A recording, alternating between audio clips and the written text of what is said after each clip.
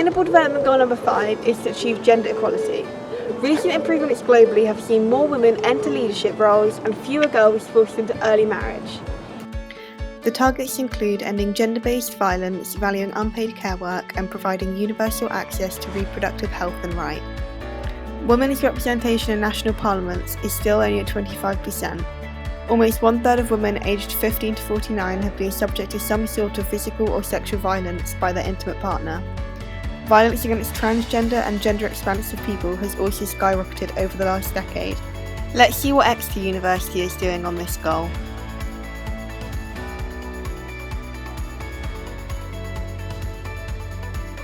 They offer a really helpful framework for thinking about how research can have a meaningful impact. It reminds me that as an academic researcher, I'm part of a wider international community. So we've assisted 2 women's groups. One is developing local food products and one is developing handicrafts. My research explores the longer history of sexual violence and other forms of violence against women in South Africa across the apartheid and post-apartheid periods, so from the 1940s to the 2000s. We can't actually really pursue global climate justice without addressing gender equality as well. And gender equality is kind of one of these key building blocks that we need to address so many of the other sustainable development goals, and it's actually linked to and integral to so many of the other goals.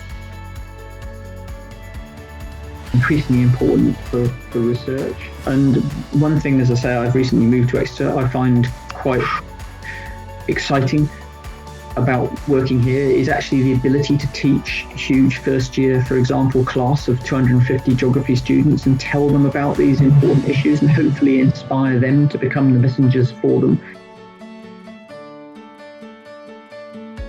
This year in particular, we've seen setbacks really rather than progress in terms of gender equality and gender-based violence around the world because of the pandemic. And this is both in the global north and in the global south.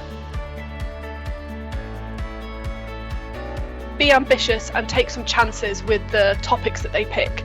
Don't necessarily go for the safe options, things you've studied before.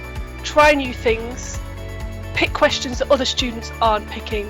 Go off and do your own research. Talk to your tutors.